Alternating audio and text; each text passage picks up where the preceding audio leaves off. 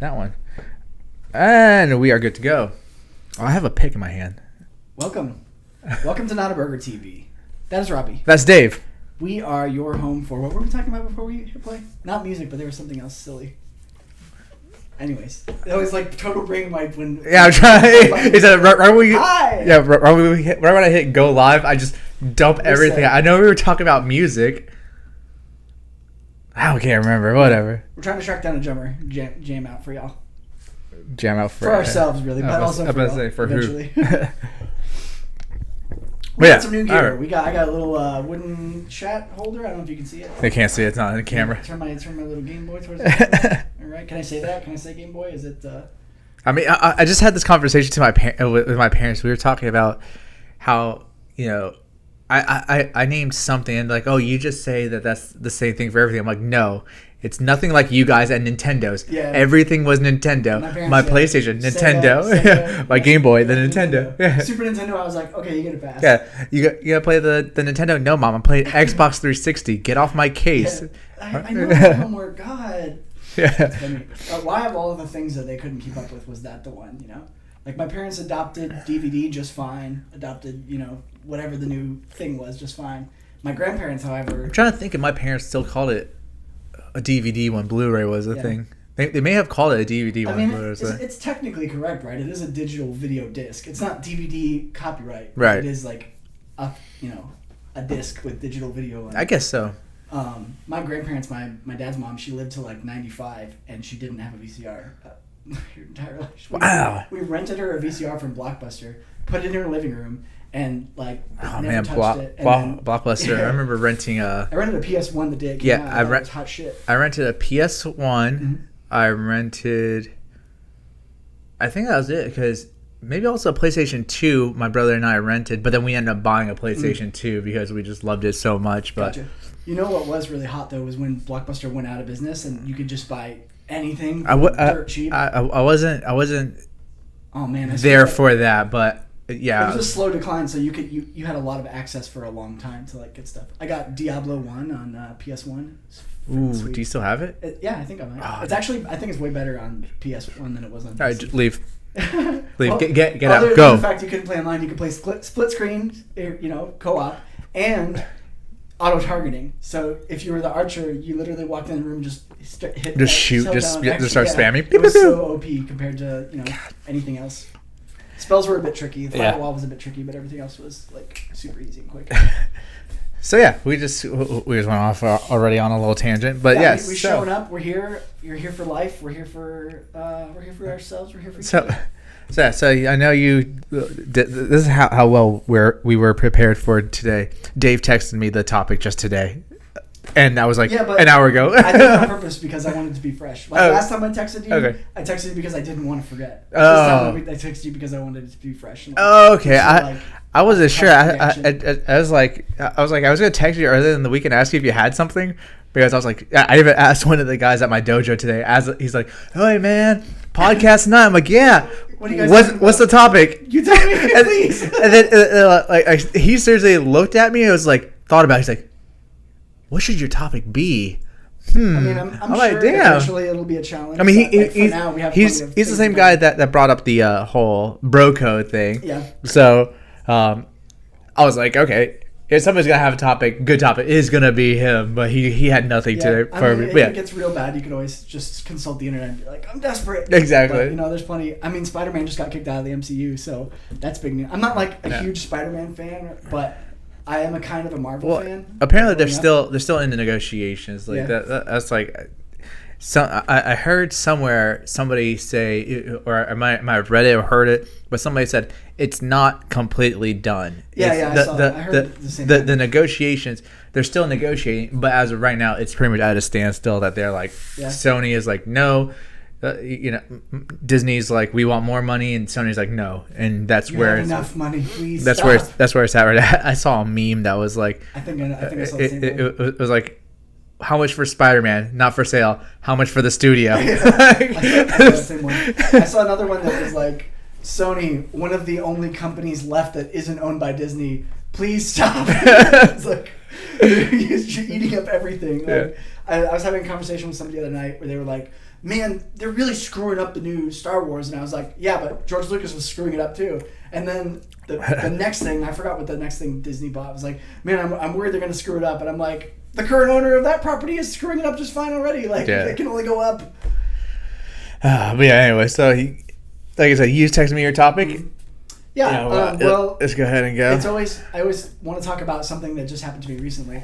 I'll start with a lighthearted one, and that, not knowing what your input will be, we'll move on to a darker one. You know what my input was? No, not knowing. Oh, okay. I'm about to say. There's no fun in that. Well, run-ins with kids, I always feel like I've had so many strange run-ins. They still let you around kids? Yeah. Not after that one time? Their training order expired. Okay. For so long. And they have to you're allowed back within distance of schools and Chuck E. Cheese's again, right? And donut stores. Okay, good. Donut stores is a separate restraint. But I was at a grocery store. A lot of my stories happen at grocery stores. And these kids were like singing Hakuna Matata to their mom, and she was kind of like, "Stop!" They'd probably been singing it all day. They probably just got done seeing the new Lion King movie. And then they hit a pausing point, and I was just like, "It means no worries," and everyone was like, "Ah, strangers singing with us," and these kids are just so funny. Like, you never know what you're gonna hear out of them.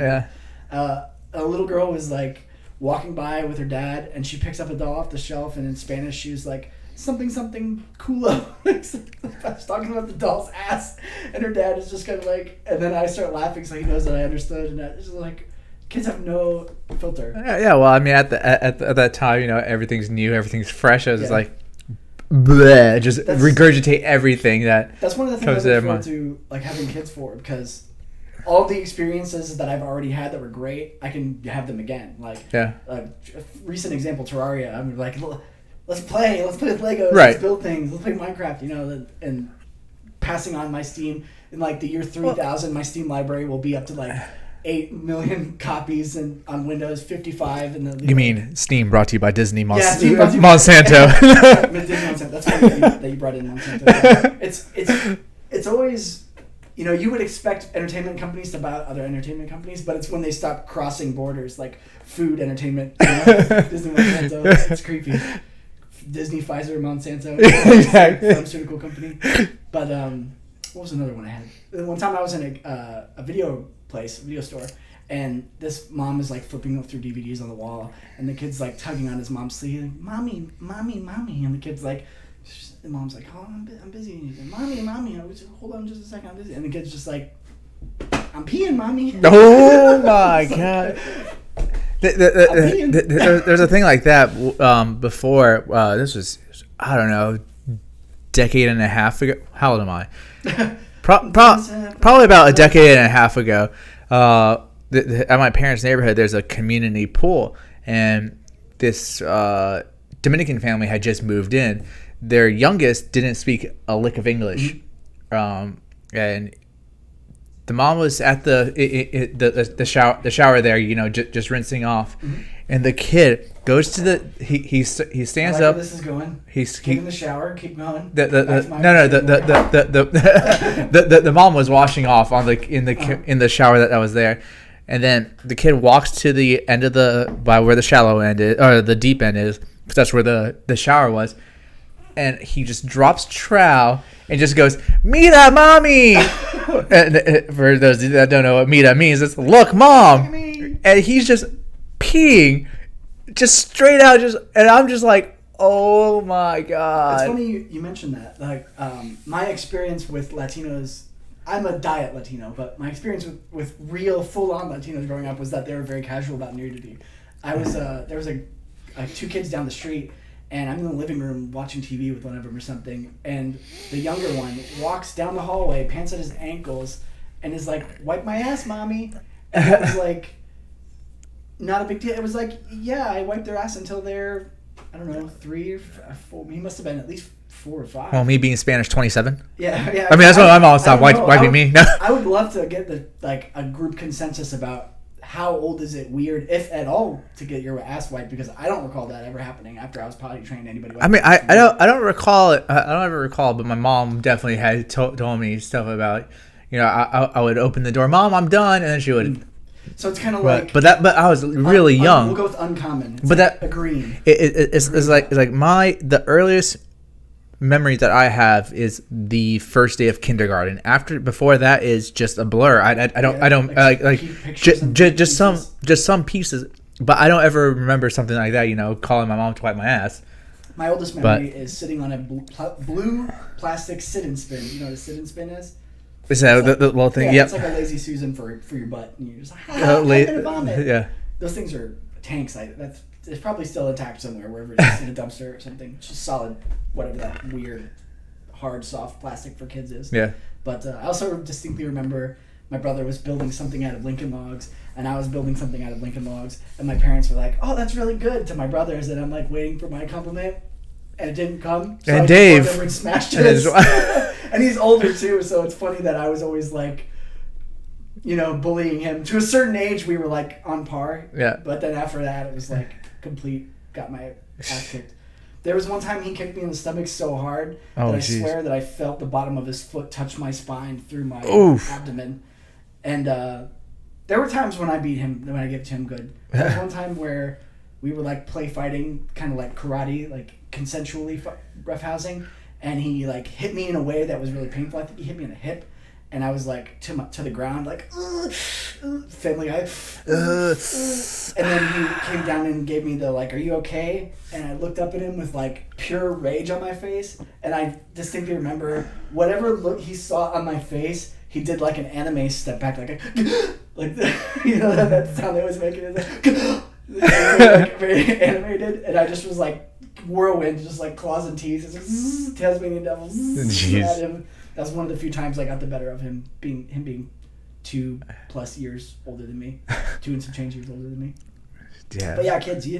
The more you talk about kids, the more you like. I didn't remember that thing about seeing my friend's little brother walk out with his pants down until you said it. And I'm trying to think because I don't have like a whole bunch of things. Yeah. I mean, I go to Disney pretty much every weekend with Kate, and I just see like kids just like run around rampant. So that's probably why I don't have. I mean, it's not that I'm around kids all the time, but I'm probably around kids more so because, like I said, I'm going to Disney every weekend. I don't know. You are pretty much around kids quite a bit. Well, yeah, I've always worked retail for the longest time. So yeah, exactly. So I've but I don't really have a whole lot of recent things, but it's like, I'll see kids, and like you said, reliving things, right. Not really vicariously though, but being able to do stuff with them. It's like one of the things that makes me want to have kids is because they're like an endless fountain of joy. Because drink from it. Like you said, the video games. That's one thing I've grown up with. My parents never really played video games. My dad, he did do Wolfenstein. He did play. That's pretty advanced for a parent. Like when my parents were way older when they had kids. I don't know how old your dad was. Oh no, that's right, King's Quest as well. Oh yeah. So your dad was kind of hip. He had a few games that he played, but he wasn't really too big into gaming. Gamer. But for me, it's like I have this collection of games, and I would be able to play with somebody else like that. That would be fun. Music, I would love to get my kids into music early because I didn't really get into playing drums until I was 25, and then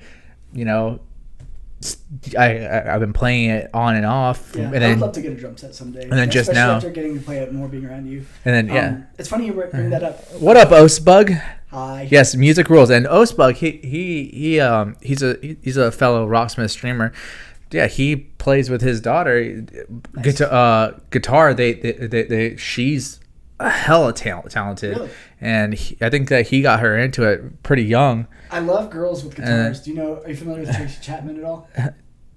Of course, Tracy Chapman. Yeah, okay. Of course, Tracy Chapman. Something about her, the way she writes songs and just does that like acoustic singer songwriter thing that's like really next level. What's up, Ricky? But we were one thing you guys are going to jazz is a waste of time. One thing you guys are going to learn about me is that I have a shameless love for So You Think You Can Dance. And we were watching So You Think You Can Dance today with me and my wife, and I was like, it's going to be so awesome to have a kid and be like, here's dancing. Do you like it? Yeah. Do you want to do this? No? Okay. Here's a drum set. Do you like it? Do you want to do this? No? Okay. Exactly. And then one kid will be in like soccer lessons and one kid will be in like drum lessons, and we'll be like, this is the coolest thing ever. And that's honestly what my parents did with us. My dad was really into baseball. He tried to get us into baseball. we didn't. Didn't Me and my brother didn't my really parents were kinda the same way. didn't really do it. My Be- parents did that with religion too. They Yeah. were like, "Here's a church. Yeah. Here's a And then- synagogue. Here's a blank." And I was just like, "I don't like any of it." And then being, Spanish, it's pretty much like I had one of two choices: baseball or soccer. So basically. we went into soccer, and I fell in love with soccer, and I played up until freshman year of high school. I broke my ankle, and then I was just like, all right, I can't do that. But my parents always, let us do things, and that's me hope, Let or force, because some families are like, Let us. You're going to be a pageant girl. Or No, you're no, gonna be no, a no. piano player. No, my parents let us, and then skateboarding. They're like, I was fortunate enough, and my parents were like, okay, you want to do skateboarding? Here, we'll buy you a skate deck and everything. There was a lot of Did all that? anti-skateboarding, like you're going to hurt yourself. Oh, my parents didn't give a shit. But at some point, I think video games has finally reached the point that skateboarding eventually reached where they're like, you could really make a lot of money doing this if I let you stick with it. That kid just won a couple $1 million in a Fortnite tournament. And obviously Tony Hawk's the same way. But that's the thing, I saw something, recently. It was like, it was like years ago. Somebody made an article, like it was like early '90s, like nobody's gonna be able to make a career off of video games, yada yada yada. But then look at some of these big names, Ninja and stuff like that. Not just that, when you look at a sport, you think of the World Series equivalent of whatever that sport is like the big thing, and you count the viewership. Little things of video games are already beating those things in viewership. Like just one game, it has like more viewers. League of Legends has more viewership than the NBA does, if you count whatever Korea and whatever countries are super big in. But me hopefully being a parent one day, try to get my children to that. Exactly like you said. You want to try soccer? Cool. You don't like it? All right, try basketball. You don't like that? Maybe they don't like any sports. And then, exactly. You want to try drums? Here's a drum set. You want to try guitar? Here's a guitar. Do you have any friends who were like really good at something because their parents made them do it, but they hate it? It's like, I'm a world-class pianist, and I hate that my parents made me do this. I do know some people. I'm trying to think of any off the top of my head that were kind of forcing something and they kind of resented. But I just looked over and saw some of my medals from jiu-jitsu. But that's another thing, I do mixed martial arts. That's a recent development, right? Your dad didn't introduce you to it young. Yes, he did. He did, and this is I'm not sure if it's the same thing. But at 10 years old, he tried to teach me Kyokushin, and at that point, I was like, I don't want to do this. I just want to do skateboarding. Yeah, I see that. I want to do hood rat things with my friends. I want to do that, and I think when you're young too, the structure is unappealing. You're like, look at these disciplined people doing disciplined things. No, I want to go do crazy shit. Right. And then at that point, now when I was 29, I got into the mixed martial arts, doing jiu-jitsu. Then I got into Muay Thai. And then afterwards I was like, do you want to teach me again? And then... Do you remember that thing that you've loved your entire life that I didn't really show interest in the first time? Could you maybe include me in that? Exactly. Oh, Spug. That's how it's going to be. I'll force the kid to be like, well, do you want dinner tonight? Better level up. I think that's a valid point. I took an education class when I thought I was going to be a teacher. And that would be the worst decision ever. How you have as a teacher? No, I'm kidding. I wouldn't make any money, but I think I would enjoy it. Anyway, I was making fake assignments about video games. I was like, dude, play this video game through. It takes about 20 hours. Write the book report on the video game. And I was like making little Flash websites of it and stuff. What a way to force my passions onto a new generation of people. Yeah. You know what I think is really funny? The debate about video game violence is so big right now, and they're like, Fortnite, there's guns in it, blah, blah, blah. But you know what I think Fortnite has really done for this generation is a lot of white kids with basic dance skills. Like flossing. There was no casual dancing when I was young. Yeah, because even my nephew, he's very, what the fuck? No. Not flamboyant. Come on. No, introvert. That's what I tried to say. Oh, the opposite. Yeah, he's very, very introvert. He's very timid, But, he comes up and just starts doing some Fortnite dances. I remember specifically I went to a teen center when I was little and there was some kind of dance night and I had the one move. Yes, there you go. Fresh Prince of Bel-Air, give kids. Yes, the Carlton. Well, it's the same thing. Not unusual. I couldn't. I saw it and I laughed, but I couldn't do it until later on. It's funny how many of the things that I'm good at I learned to make a joke out of. Like dancing or like impressions or like other languages and stuff. Is like, I could never be like, maybe I could do an okay job of acting, but acting in the context of a joke, I'll be like, world class thespian, just to make somebody laugh. But I was at this teen night and I had the one dance move and I would do it and then I'd be like, this is all I got, and I'd leave for a little while. And then I'd come back and do my dance and be like, okay, this is the only one. I'm gonna go back now. But these kids now have like a repertoire of, and they might be just gags or memes, but they'll be confident like being on a dance floor at a club, just like faking it, because you think that they're gonna use these. I'm saying it's a gateway dance. It's a gateway dance. I've also been to, one time I went with some friends to like a Latin club, and they go to like a whole new level. Like every single person is it's like samba kings and and I just was, everybody went easy on me because I obviously had no fucking idea what I was doing. That's why whenever we would go out, I would stick to the scene bars because it's a whole bunch of white people that don't know how to dance, some people who do know how to dance. And then me and the 20 other people at the bar drinking our PBRs. Yeah. That's about it. I think there's this weird middle area where, like, I don't mind looking like an idiot and making an ass out of myself, but I also can't dance. So if you put me in a group where there's, like, people are nuts to butts, sardine packed in, and the lights are, like, on, off, if you can't really see what anyone's doing, I'm like, I'm dancing with me. But as soon as, like, it thins out and you're, like, there on your own, I'm like, time to go. So there's a bar down here in downtown Orlando. It's called iBar. That's what I'm referring to. And it's short for independent bar. But the big thing with iBar was they have a literal wall of televisions.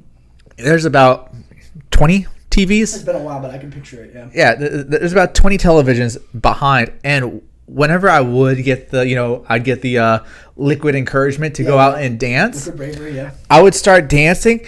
Like, I'm dancing up against somebody or with my friends. We're dancing. I'm turning. All of a sudden, I'm looking at the TV and they're playing the music video for the song that's playing. And I'm just sitting there, mouth agape, just, wow.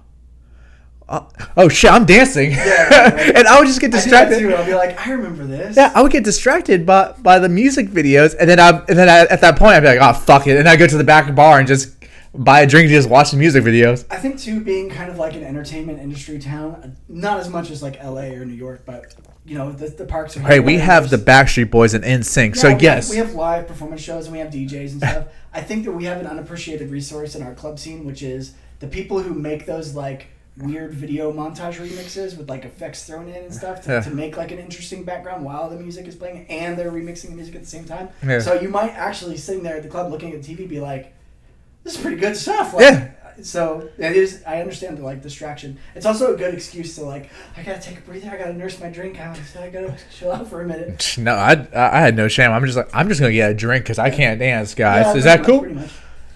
It's so weird because when I was in the band, we would go out after a show and be like, jazzed up on that energy and want to go out afterwards. And sometimes people gravitate towards you because you're like jazzed up on that energy, and sometimes people gravitate towards you because you're not jazzed up on that energy. Yeah. If you're like a wallflower and they're like, hey, I'm a wallflower too, let's talk. Yeah. But then you're like, but I was just 5 minutes ago not being a wallflower. Which me do they want? I don't understand. Yeah, I think like Mike and I, we had a good combination where it's like we'd sit at the bar with our drinks and we go outside, smoke our cigarettes, and then people just, because then when we're at the bar, him and I would just talk to each other. Yeah. But then when we stepped outside to smoke, then we're talking to everybody. And yeah, exactly. People are on that energy. I really miss having Mike as a wingman because he's just really great. Like, he's interesting looking, but he's shy, so people are kind of like drawn to him as if you were like had a pet. Like, oh my god, he had never seen How I Met Your Mother, and I showed him. I showed him the Have You Met Barney or Have You Met Ted, which is pretty much no. So the pickup line was, there's two guys, Barney and Ted. Barney was he's the one that exactly, he's Doogie Howser that oh my god, I can't forget his name at all. Patrick Harris. I literally said it thinking it was the actor's name, like, but he it was like, the outgoing. He's the one who made the bro code and all that stuff. And one of his buddies, Ted, was very timid, and he was, the pickup line was, "Have you met Ted?" And he'd walk away. So that way, he has to talk to the person he just introduced him to. So he's really introducing himself. No, it's like if you and I were going out, there's a female, you're like, oh, I want to talk to her. I'd bring you up to her and I'd say, have you met Dave? And I'd walk away. Oh, I thought you were saying it the other way. I thought you were saying, have you met Ted? And then he's so awkward that he would leave. No. Hi. No. It would be like that. So and Mike was like, oh my God, I love that. So he and I started doing that. And I gotta say, it was pretty successful. Yeah. There was one time with Mike. There's a lot of one time with Mike. Exactly. There was one time with one of them ended in him having a kid, by the way. But Yep. There was one time with Mike where I worked towards the park area at an auto shop, and he called me and was like, "Hey, I'm having a small hotel party with my friend from out of town. Come hang out." So his friend had a wing girl, and I was his wing guy, and literally this party lasted like a week because they were visiting from out of state. They're here to hit the parks. They have total, whatever freedom. So I would go to their party, put on regular clothes, party all night, fall asleep, put on back on the same work uniform, go to work. I literally was back and forth to that hotel party for like a straight week. Yeah, there was one too like that, but no, Ostbug. I think I talked about it before. Kate, I met Kate on Tinder, and she had something. She posted something on her Tinder profile that she owned like 20 Tamagotchis, and I was like, my opening line was, "Tell me about your Tamagotchi collection," and then it went downhill from there. I got to go for enough Magic cards once. Magic the Gathering? Yeah. Oh, okay. When I went to UCF, I searched. Exactly. She swiped right on accident. It was clearly that, and she's been in this accident for almost a year. It's a prolonged accident. Yeah. UCF student searched or whatever some people I knew from junior high, because when I left junior high, I did that. Like my house had burned down, so I kind of got kicked out of those groups against my will and didn't really have contact with them. Yeah. So we all got brought to the college city when we all hit college age, so I got to renew some friendships or whatever. And the girl I always had a crush on and never had the guts to say anything, searched her up, hit her up, hung out, and it was like, "You have Magic cards?" I borrowed a deck of cards from Andrew's brother, and we were like playing Magic cards, like played against each other. And I stomped her in the ground with some tournament-ready deck that his brother had built, and then I was like, "You want to make out?" So I just beat you in this card game. You want to make out? Yeah. Go ahead. Good times. And now I'm trying to think how the hell we got to that conversation from the kids thing. I'm trying to think about how we got there. Is that the nerdiest thing you've ever picked a girl up with? Because nerdiest thing I've ever picked up a girl with? Mm-hmm.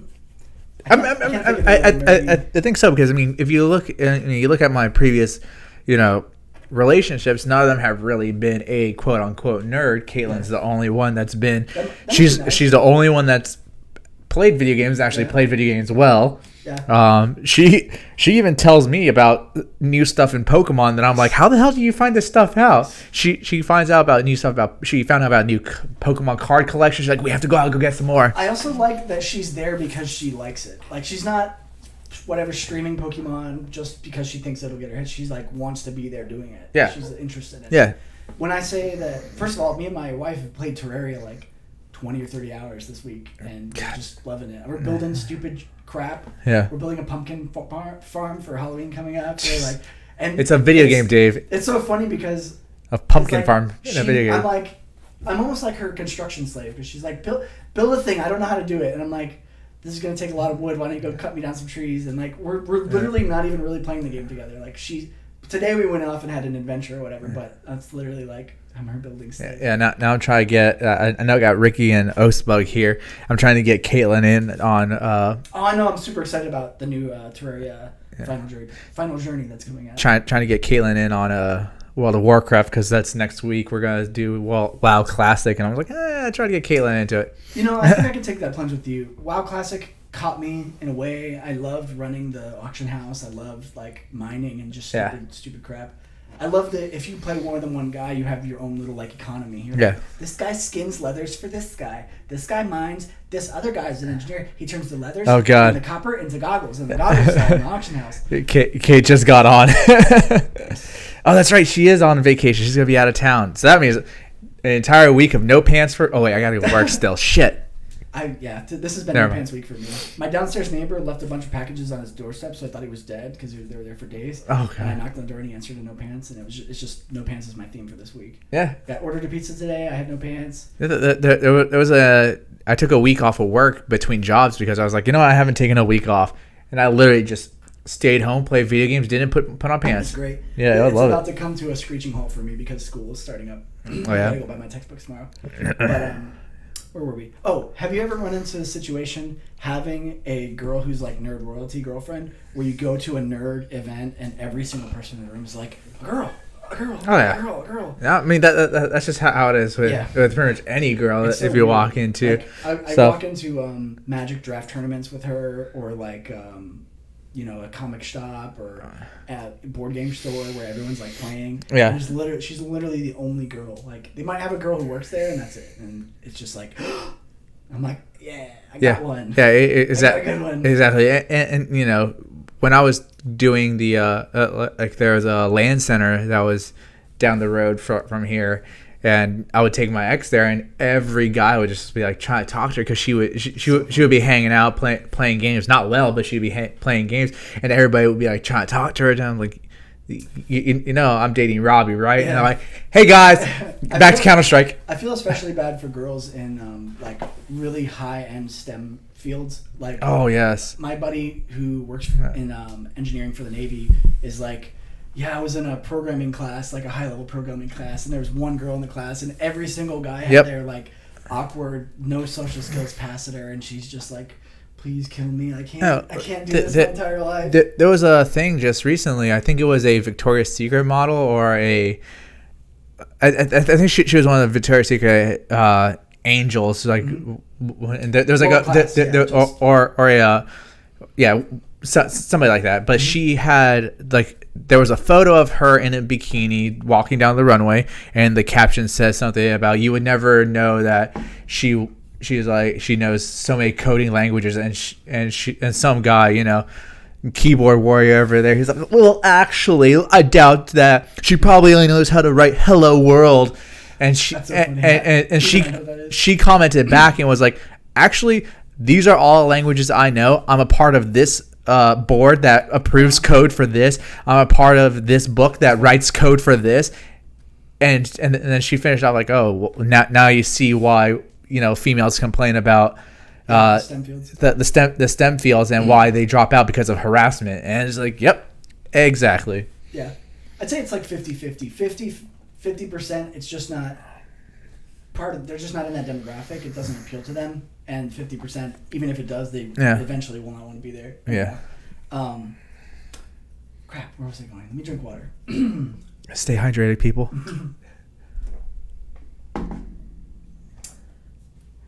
I love those chats where that you can see that conversation happening where it's like actually guys gonna chime in, and then I love to take the role of one of the people that you would expect to chime in, but like really obviously sarcastically overdo it. Yeah. Where it's like, hey, white knight here chiming in, women are you know what I mean, women are intelligent too. Yeah. And then someone will be like, you know, we're all just sarcastically going down the rabbit hole of the argument where nobody's actually arguing what they're arguing.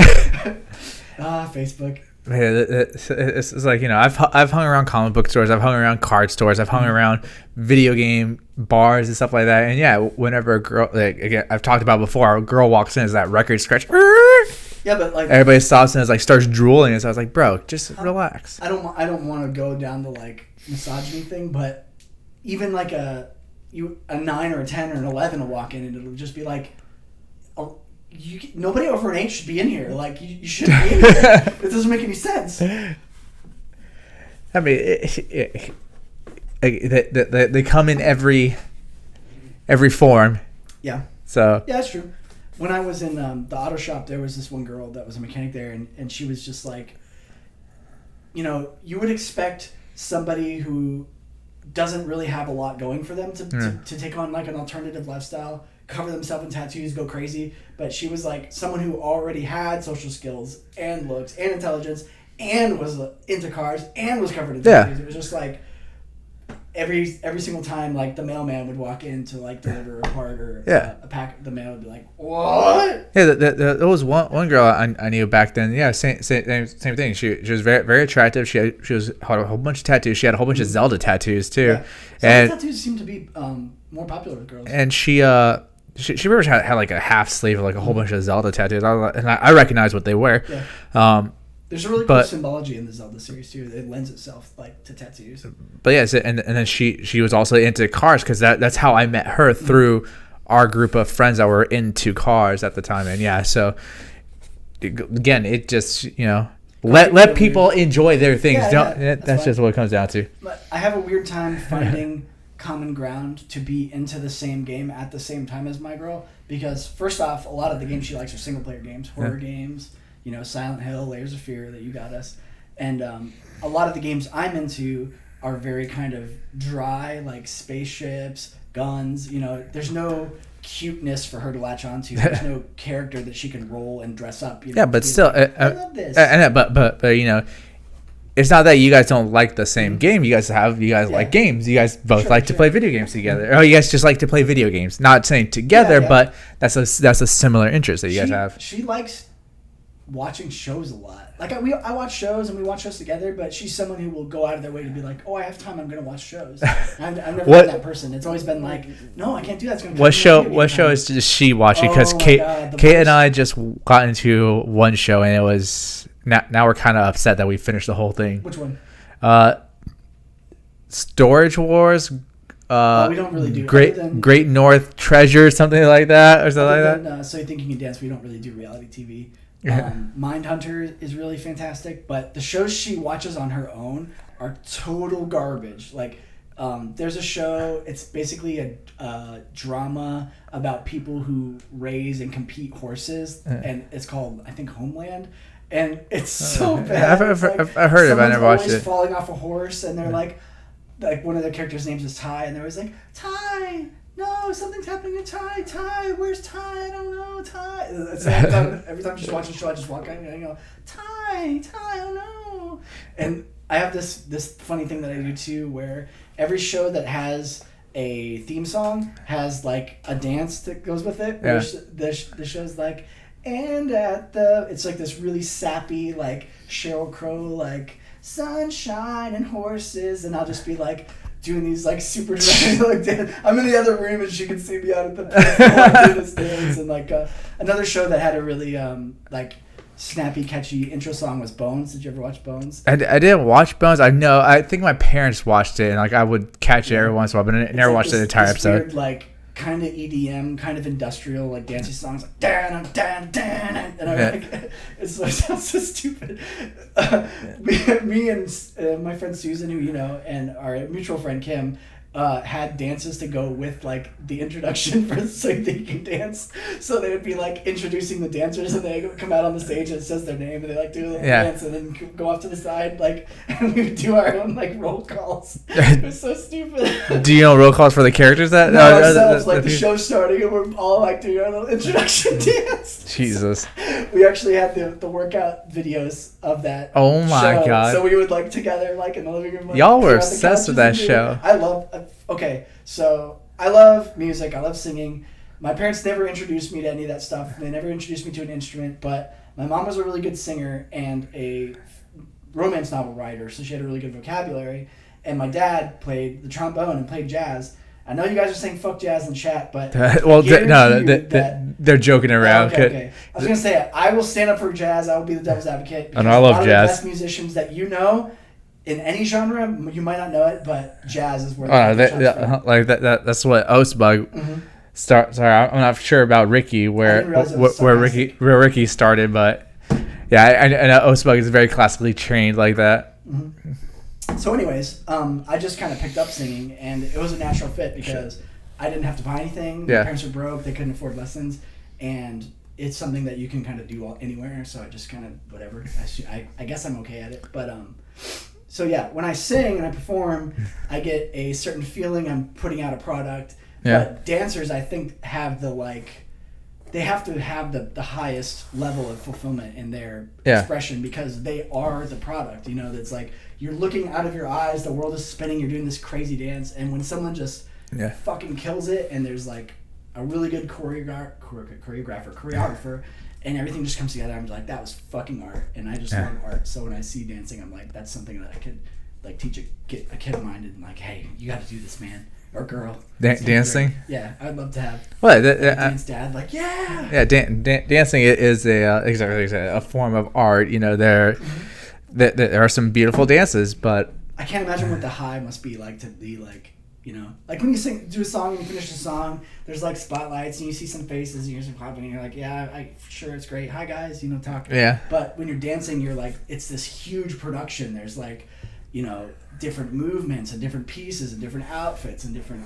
It's got to be crazy to get out there, especially on these competition shows because they're literally learning something new that they've never done every single week and going out there and being like, I'm a hip hop dancer, but I just did ballroom. Look how freaking great I am. And it's like, oh my God, I can't believe it. Right. That is one reality show that I get down with. I've never watched Storage Wars, but I do like Antiques Roadshow. Is it the same? Is it the same kind of draw? Because like I know that in Antiques Roadshow, they'll be like, yeah, there's this rug that's been in my attic for 50 years. I don't know what it is, and then the guy will be like, it's worth $50 million. It's from the American Revolution. Well, I guess it's kind of the same thing, but that's what I thought. They like find these treasures, right? But really quick, yeah, Ricky. I started playing violin, and it was a lot easier. I'm sure that trumpet, you know, any of those wind instruments, I guess really brass instruments, because I'm pretty sure, you know, a flute would probably be easier, but I'm sure those would probably be hard. That's why before I had an electronic drum set, because I had my acoustic drum set, but I also had an electronic drum set, so that way then I could practice in my apartment. There was a guy at the dorms at UCF who played a brass instrument, and it was just like the worst to hear somebody like going through the same, you know, the same progression of a song over and over again to get it right. He's just like, kill me. Well, that's what, like when I lived in a townhouse, I had my drum set set up in the garage, and I'm sure it annoyed people. Yeah, but I'd love to have a drum set right now, but I'm in an apartment too. So Antiques Roadshow, not Antiques Roadshow, Storage Wars. So they're bidding on this storage unit. They don't get to see. All they do, they open the door, and you see what's on the outside. Mm-hmm. You don't get to go into it and look at it. You just see whatever you can see from standing outside, and then you bid on it. But then you go in and try to pick out what's worth what. Robbie, this show hurts me personally because I inherited a house full of early 1900s handmade Amish furniture that was appraised at like $50,000. And we didn't want to ruin it because we had pets, and at the time I lived with my brother and he had kids, so we were like, let's put it in a storage unit. And my brother let the bill lapse, and we lost the whole storage unit. And not just the monetary value of this furniture, but the emotional attachment and memories we had to this furniture. Yeah. So that kind of stings me a little bit to know that somebody like storage ward my stuff. And I mean that's. But I always try to look on the bright side. They have to recoup their money. Yeah. On the bright side, I don't have to lift these 800-pound dressers upstairs for the rest of my life. Yeah. I'm cut. In a lot of ways, my life is just totally cut free. I don't have hardly any family. I don't have hardly any, possessions that aren't digital that I can just take. Well, was this since last week when we were talking about it, I've really started thinking about, should I sell all my things? Mm-hmm. Should I sell all my collections of things? Because obviously you can see here behind me. Yeah, though, right? I look at this wall. Well, the thing is that there's some of it that So I'm not going to turn the camera around because it's a mess back there. But we'll do a Robbie Bragg video someday. No, I have all my. I know how to drink water. Dave's dying over here. I have some comic books. Well, I have a lot of comic books, but they're the collected versions. I already sold my comic books. I had just your. I had a whole bunch of single, loose comic books, but I took out the ones that like you said, that like brings me joy. Mm-hmm. But then I have the collected ones, and of these that I have here, there's probably about only like 5 or 6 that I would keep. And then I have all my action figures. I have my, I have a whole bunch of stuff, and and I'll have no problem. Like Osbug just said, sell it all. You need another guitar. That's exactly it. I am completely fine with having collections of guitars, of bass guitars, because guitars don't really depreciate. I feel like it's not really depreciating in value. I don't. I guess that stuff doesn't depreciate. I don't really plan on selling my guitars. It was hard for me to get rid of my first bass, but then when I started touching the other bass, I was like, holy shit, this is so much better. Yeah.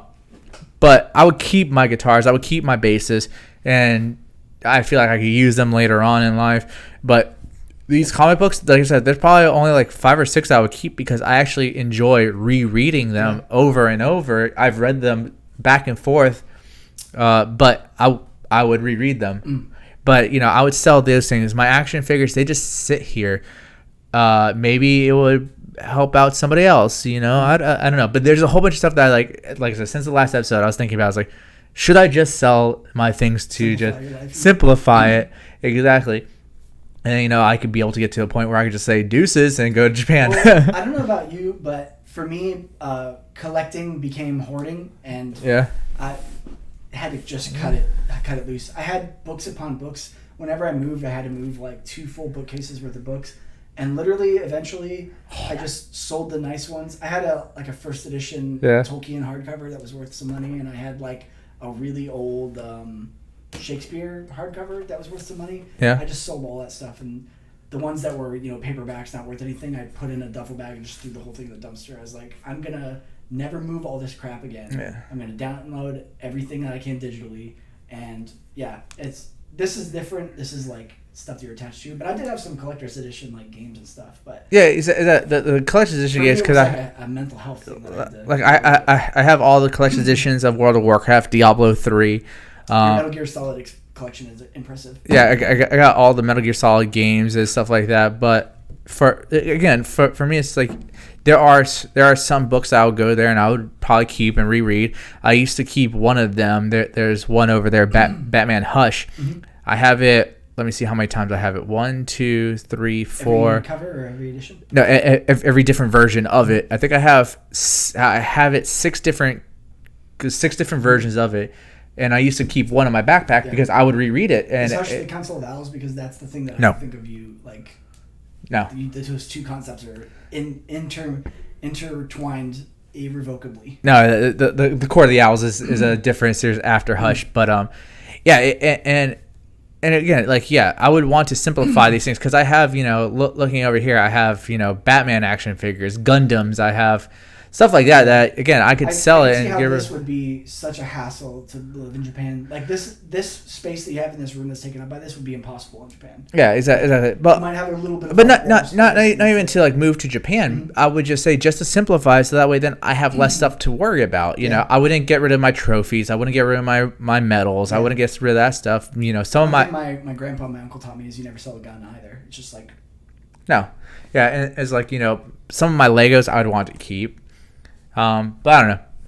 Just a random thought. Oh my god, I can't wait to play with Legos with my kid. Why do you have to wait till play Legos with the kid to play with him now? First of all, they're super expensive. They are. And they are. One thing about very young kids is they don't understand the cost of things. So I could get like, giant buckets of eBay hand-me-down Legos and put them through the washer machine and be like, here you go, Legos!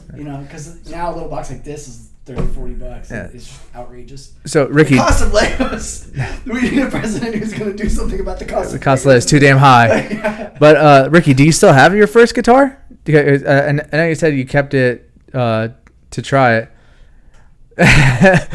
Okay, we're moving to Japan now, not Hawaii. Well, Japan and Hawaii are the same thing. They're just a hop and skipping away. Yeah. So the same thing. So but yeah, that's always been my plan. Like I said before, either Hawaii or Japan. I don't mind either way. Kate, you wouldn't mind either way either. Trust me. Honestly, the concept of being an expat is interesting to me. Like, I'm the guy who obviously isn't from here. There's other people who aren't from here that I can kind of like connect with, expat bars and whatever, and like share common and shared experience and like. There's also a couple really popular YouTube channels or blogs where somebody's like, "This is my life in Japan," or "This is my life in blah blah blah." But it's not. Like for me, I would just like to have, and I said it before. I would like a simple life. I don't want to worry about a whole bunch of stuff like this. I don't mind. Working as a rice farmer or something. I don't know. I just want a simple life like that. But I'm with you too. I appreciate the Hobbit lifestyle. Like shoes off, pipe in the mouth, living in a cave. Also, another lifestyle that I went through a phase of being really interested in is like the not necessarily all the way prepper, but like somebody out in the woods who has like a hidden house on the side of a mountain or something like that. Yeah.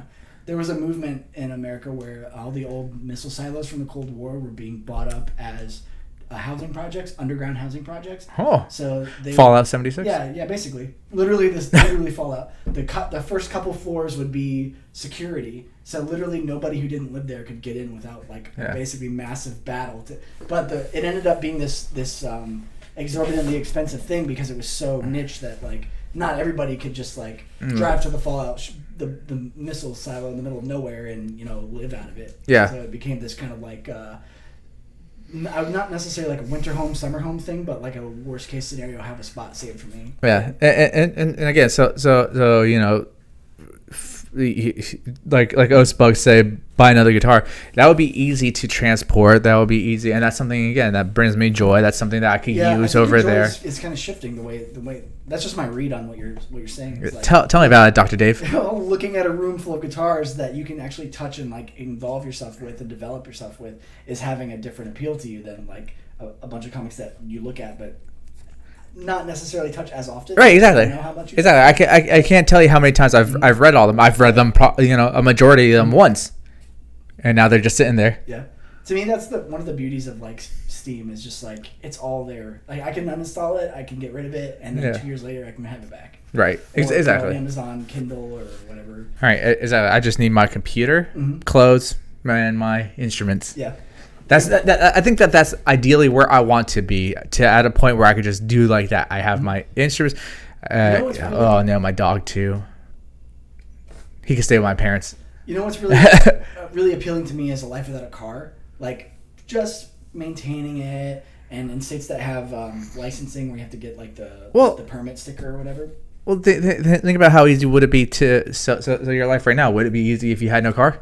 No, but that's in Florida. In big cities, there's standardized public transportation. Okay, so you're talking about because obviously if you were to go to say New York, nobody drives in New York because you have such a good public transportation system. That might not be like the simple life that you have in mind when you think simple life, but I could go either way. I could go like hole in the wall in New York and just play the drums and go to work, or I could do the like you said in the woodsy kind of simple life. But definitely, I saw a fairly long news story about this guy who literally like walks his canoe to, I'm not super familiar with New York, to some harbor and just canoes across the harbor to work every day, and I was like, that is awesome. That's not bad. Get up at like 5 a.m. before the sun comes up, get your exercise in, be the canoe guy. Be the canoe guy. I can totally be the canoe guy. one with the canoe. Yeah, be one with the canoe. I was the bicycle guy for a long time. I would basically 45 minutes to and from work every day in the Florida sun. And you talk about bicycling, and I've thought about trying to do the bike thing. But the public transportation system here sucks. It's awful. It's so awful as to be non-existent. Yeah, the buses wouldn't take me anywhere close to where I need to be. The shuttle, they're so shitty that like the only people that they appeal to are like homeless people. You know what I mean? Like the public transportation system is just like a nightmare here. Yeah, and again, I've looked at it, but then like to get from where I live to where it's like 4 transfers. Well, I would have to come from my house to the train. The train, like I would have to drive from my house to the train, then take the train up to, I don't know how many miles away, but then take a bus after the train. Take a bus to get close to where I would need to be. And then bike or walk the rest of the way, and it's just like, why do I need to do all that stuff? Could you see yourself as the bike guy, like the vinyl suit, glasses, racing handlebars, fingerless gloves guy? God, no. I did it for a while. It was fun. No, I would never. I didn't go all the way. I would never look at my $800 name brand suit. But I would never do that. If I needed to get around, to a few places, possibly, take a bicycle, but I would never, be all hipster, flip this up, that's the part that's flip this up like that and all that. No, God. I do like bike culture. Like I've gone to a couple bicycle pub crawls. Yeah, it's pretty cool where you're like everyone's kind of tipsy on their bikes, like in a bicycle lane, and then to the next car. Is that get myself a fixie? Yeah, no, Yeah, I have a road bike in my garage. Hipsters, I have a road bike in my garage, and I've literally thought about it. I'm like, could I do it? If the public transportation system was in such crap here, I would do it. It depends on your job too. It was actually one of the topics I want to get into. Yeah, I have to tuck no Caprice. I have to wear jeans and then tuck one pant leg into the sock. That's awful. I used to live so close to my job that I would walk to work. Yeah. And one of the there's been a lot of adventures actually, like walking to work or biking to work. One of my most interesting times in my life when I was single biking to work was like bike to a girl's house on my lunch break, bang it out, bike as hard as I can back to work. Like literally, like can you imagine just full speed hustling on your bike, straight in the door, close off, going at it, right onto the bike, full on slamming full speed back to work and on time in like a half hour lunch break. Jesus.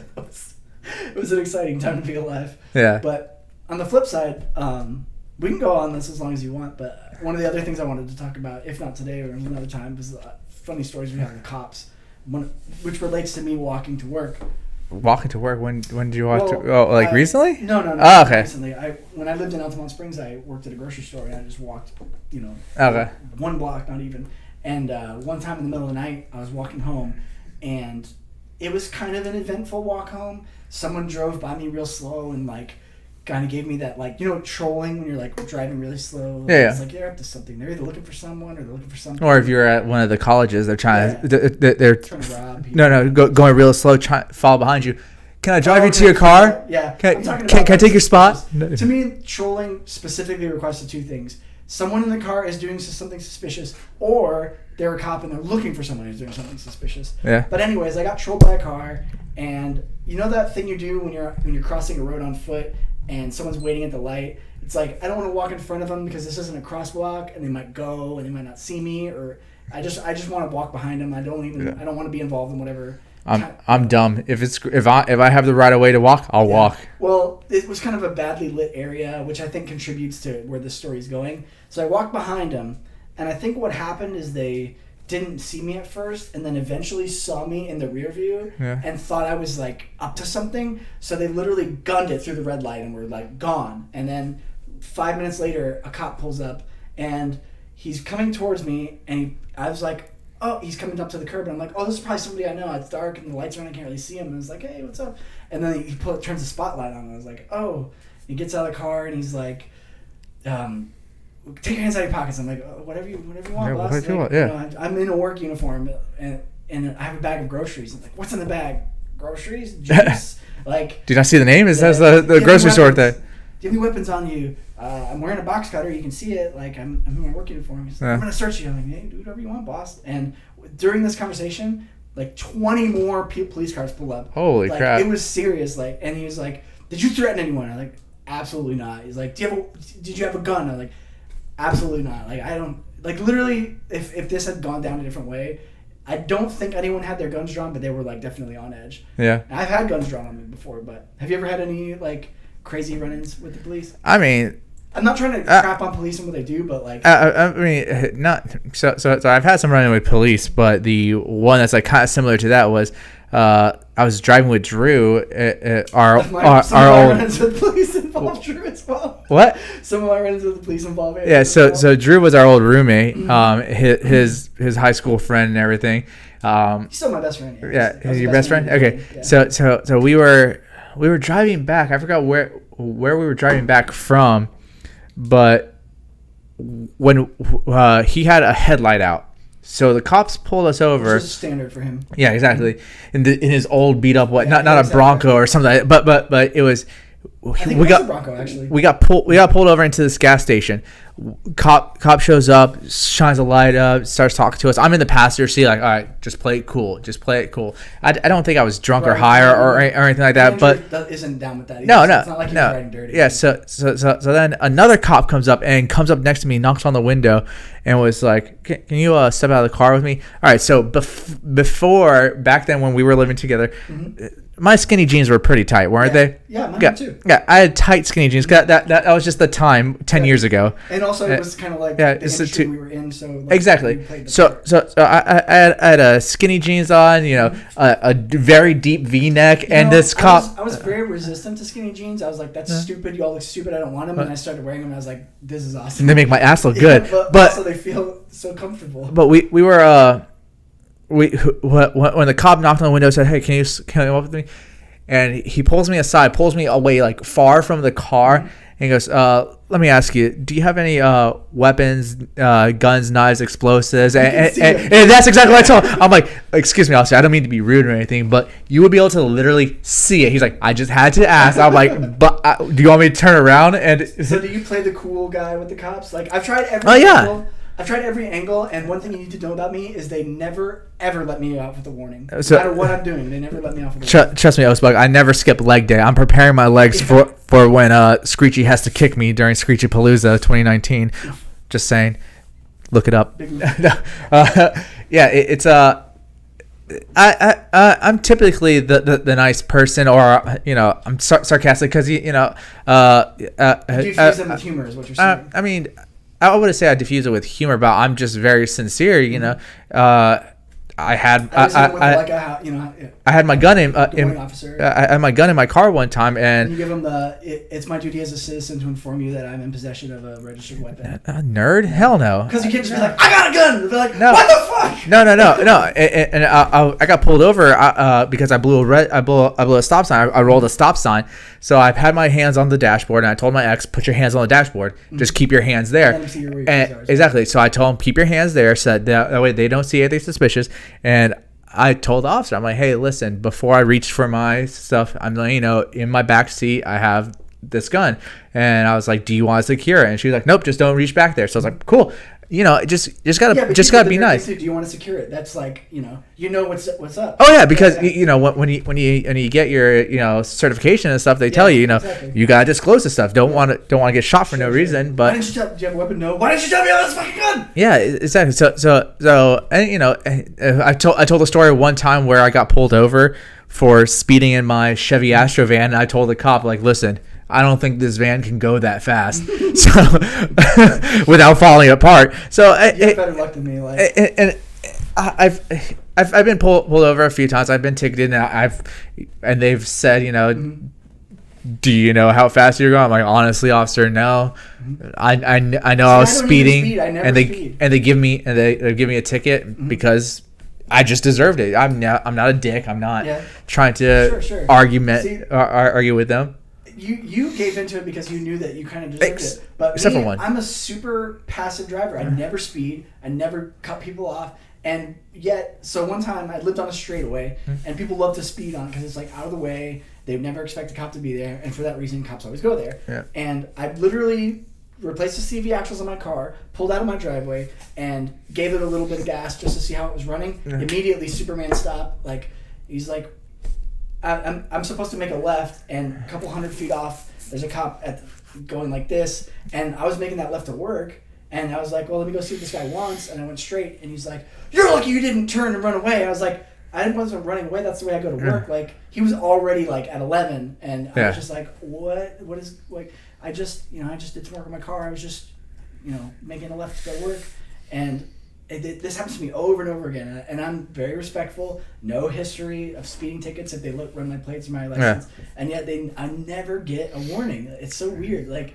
I had a girl in my car, and we were going for pizza, and I got pulled over for something, and I was like, hey, I'm just taking this girl to go get some pizza. And it's like, here's your ticket, your tag's expired. I'm like, and then granted, that's my fault. Yeah, that's your tag expired, so you I thought maybe since at least I was like, be honest. I only went one block. And the same thing happened with me and my brother. So my brother got his tag expired, but we were kids and teens, and I didn't even have my license yet. Oh, we were going one block to get burger. Did I say this on the show? Yeah, last week, and then he got arrested. I'm such a story repeater. Yeah, this is gonna happen all the time. Thank you for stopping me. Well, you talk about so there was one time that.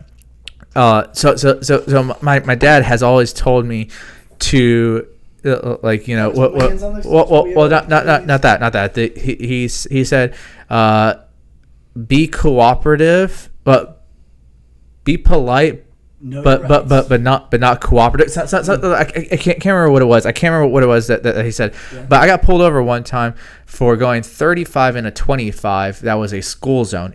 The school. Oh, so you were gonna get hit with like a reckless. The school was going. Class was going on, so it wasn't that the crossing light was on or anything like that. However, the way that I drove up would have shown a different speed limit. So if you were coming, Oh, let's so you never let's saw just the school sign. well, oh, no. So let's say if you're heading north, there's a speed limit sign that says 25 miles per hour. Mm-hmm. However, if you're going south, there's You no got a there's no speed limit sign. The last speed limit that you sign that you see is 35, and then you turn onto that street. And I told the cop, it's like, listen, the last speed limit sign that I saw was 35 miles an hour. He's like, well, it's 25. I was like, well, how am I supposed to know that if there's no speed limit sign? Yada yada yada. So he wrote me a couple tickets, and I went to court, got it cleared off. The next week, they put up a 25 miles an hour limit sign. So now it's on both sides. And I drive that street every once in a while when I go to my parents' house. Is that I drive when I go to my parents' house, and I see it. I'm like, ha, ha, ha, I'm the reason why that's there. There is some of that, like, I deserved it thing. Like, when I worked at a grocery store, I accidentally sold alcohol to a minor who was, like, in a sting with the cops. Literally, the only time I didn't ask someone for an ID, I got a $900 ticket and, like, 100 hours of community service. Jesus. And I was just like, ugh. I was digging tree stumps with a pickaxe in downtown Orlando with people who were there for, like, legit reasons. Like, yeah, I'm here for domestic violence. I stabbed a man. Yeah, and I'm like, I sell groceries. And my hands are so soft. I can't work this pickaxe. They're like bloody blisters. You can buy your hours out for like a certain number of dollars an hour. And I'm like, I can't. What? I can't. Yeah. You can pay your way out of community service. Really? I was Holy like, shit. I was just a little boy. I can't do this. God. It was awful. We were picking up like poopy rags that homeless people had like wiped their asses with and shit in like public places. It was the worst. It was the worst day of my life. So I'm just gonna. I don't know if you want to take a quick break, really quick. Yeah, we can do that. Speaking of poopy rags, yeah. Yeah. So we're just gonna take a quick break. We will be right back to finish things up. So be right back, guys.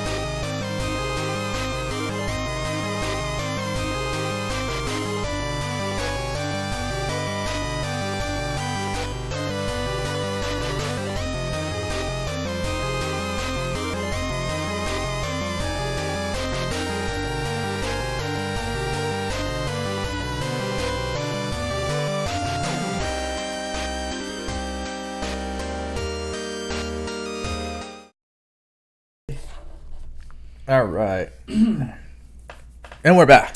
Back with empty bladders. Yeah. So, trying to think about more of the cop things. The cops. There were times when I was like being a dumbass hood rat kid with other stories that I incriminated myself. One time we got pulled over by like 20 cop cars that had their guns drawn, and we were breaking into abandoned houses. Like, of course. So you deserved it. Yeah. And I had this stroke of genius. We were within eyesight of a church, and they're like, "Where are you guys coming from?" And I'm like, "That church." It's like the perfect cover that's like, "We just came from church, sir." Oh my God. Bless you. You were the worst kind of person.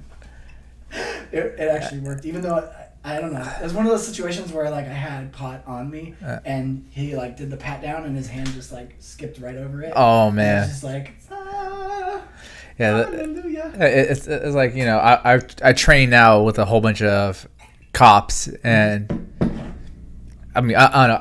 I've always had respect for cops, so I was gonna be a cop at one time. it's not like I was too. That's funny. I went to a police and society class at UCF. Yeah. My mom was a parole guard at one point and a probation officer, and one of my friends that I went to college with continued on with it and became a prison guard. So. Yeah. So I've never had problems with them. I know some people argue with cops. It's like I don't see his point. I see it's pointless. You know, I'm trying to think, you know, other run-ins, you know, been downtown, something happens, a cop asks, you know, did you see what happened? And it's just explaining to him what happened. But I think the most ridiculous were the ones that I've said. Yeah. Yeah. I hate the feeling that cops must have that, like, they're just waiting for the danger. Like, anybody pulled over for anything might decide that they would rather kill you than take it, you know what I mean? Yeah. Did you hear about that story in downtown Orlando where a bouncer kicked somebody out and the guy pulled a pocket knife, like, this big and stabbed him in the heart and killed him? No, I did not hear. It was hear. at the Lodge. It was somewhere we've played and we've been.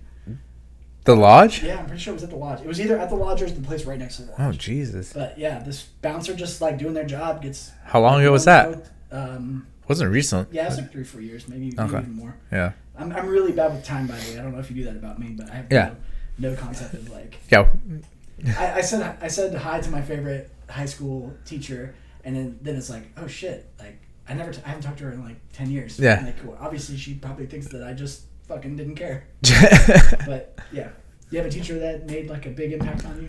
I actually was thinking about that the other day because I've been listening to the radio, and I know that they have some commercials with the what's his name from Panic at the Disco, Brandon something or another, the lead singer, where he's talking about his middle school teacher who was a big impact on him. And I'm like, ever since I've heard that commercial, I've been trying to think, like, have I had a teacher that was like a big impact on me that changed it? And honestly, I can't think of one. Like, I have some teachers that were, you know, good teachers, but none that were like, holy shit, you just changed my world. I did have a change my world teacher. Shout out to Miss Jones at Colonial High School. I don't know if this will ever get back to her, but she knows. I had a friend in the class who was like having some serious family issues and like eating disorders and all this crazy stuff. Mm-hmm. So I hit her up one day and was like, you know, I don't want to sell anybody out, but you know, I know someone in your class hasn't eaten in like a week, so if you could bring some food for breakfast, that would be great. And she like straight up like brought bagels for the whole class. Never pointed out, never called out the person, never called out that I betrayed anybody's trust, and was just like, I brought bagels for the whole class today. And I was just like, fuck, that's a good teacher. Yeah, no. And yeah, there were multiple things that she did like that. She also kind of let me like, she had a computer lab.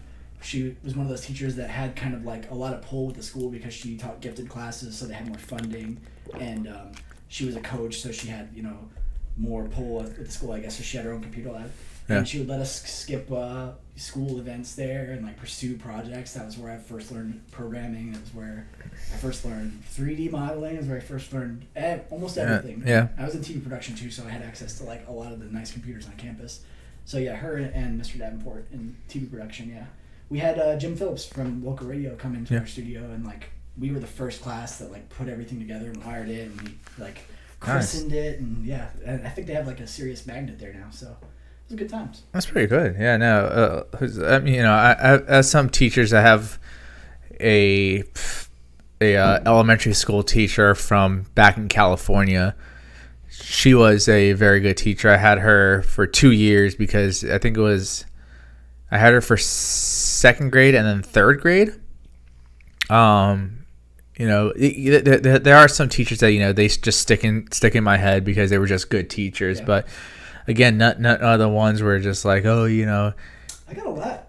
here you go. I'm just going to show you your future. Nothing like that. You know, the weirdest relationship I've had with a teacher was actually a like combative relationship where someone actually challenged me and like showed me my bad habits and like helped me break out of them. Yeah. My elementary school gifted teacher, Miss Henderson, the way that they did gifted in Brevard County was you stayed with the same teacher for 6 years. So Six years? Yeah, I mean 1st through 6th. I still went to other classes and like other people. I thought you say all 6 years of high school you stayed with them. No, it's all elementary school. He didn't catch I that. had one teacher that. Oh yeah, I was in high school for 6 12 years.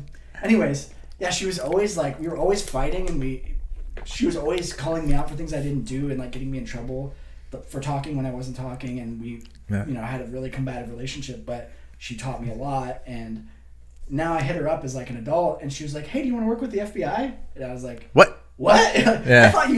I thought we didn't get along. You know, I didn't expect you to ever refer me for anything. Yeah. But yeah, I guess she has 2 sons who work for the FBI. So That's pretty cool. assuming that I could get through the process, I might have been able to do that. But I was kind of intimidated. I was like, I don't know. You didn't want to do I it? watched a lot of TV. That sounds scary. I don't know. I wasn't very ambitious at the time. Yeah. I'm only now showing up for life, going for it, And coming out of your cave. finishing my degree, and not chasing girls and playing video games. You're still doing half of those. Yeah. Exactly. You're still playing video games. But think of how much brain power this has opened up. how much time devoted. Yeah, no, I'm trying to think. So one of the things too that like I heard about on the radio was that now we talk about school, but they were talking about, you know, all the like stupid things that people would do in schools, like, you know, in the locker room, the whole like rat tail thing, you know, snapping people with that.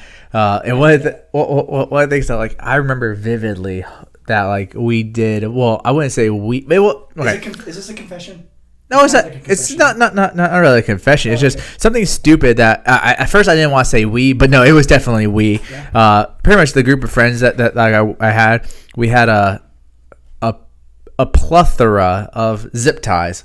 Oh no. So what we would do was we would. We will in class we would walk by somebody, act like, oh no, my shoe's untied. Go to tie our shoe and zip tie their backpack to the foot of the chair, just zip, and then when class gets out, they go to reach for their backpack, and then they just can't get their backpack up because it's zip tied. The thing I like about the zip tie is it's like it's mischievous but not malicious. All right. Well, it did get malicious, Okay. which is what pretty much ruined it. So one of the guys, he connected a whole bunch of zip ties together. Zip tied a girl from our class to one of the poles. Oh no! But she had leaving. consent as a joke, right? No, she didn't. No, he just it's like we were just all it walking takes out. time, right? No. Like I said, in class he was preparing. He prepped all. Not handcuffs. But he zip tied her torso to a pole. So all he had to do was, if you have them all connected except for 2 at the end, just close it. And just. How do you get her by the pole?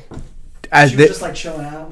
No, they were walking out at the same time, and you just had to walk by that pole, and he just happened. I'm not sure if he like gave her a hug or whatever. I wasn't sure if he gave her a hug, but then we just zipped it, and she was stuck to that pole, and nobody had any scissors to get her out. So it's like, fuck. So that's when the zip tie fun got out of hand. Yeah, and it got cut off by the authorities. Exactly. I loved the whole zip tying the backpack because it was just exactly it's so just like non-malicious. You just like oh shit, and you're just stuck, and then just break it off. Half of what we did, and first of all, my group was skaters and punks, so we were like anti-authority, rebellious hellions. Right. And same. Half the stuff that we did was like disrespecting public school property, like throwing our textbooks under the wheels of the buses as they went by.